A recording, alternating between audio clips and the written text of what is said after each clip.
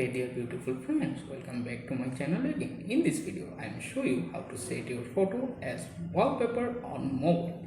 You can follow this updated method to set your own photo as your wallpaper. Now let's get started.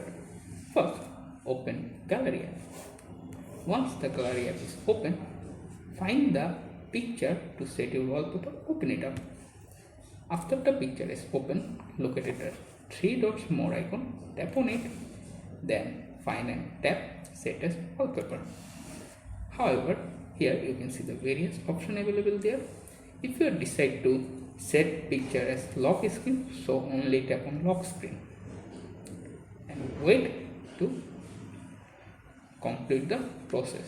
For another way, if you decide to set your photo as home screen, so this time choose home screen and wait to complete the process.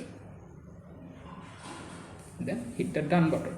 Or if you decide to set photo as lock and home screen both side, so this time choose the lock and home screen option and wait to complete the process.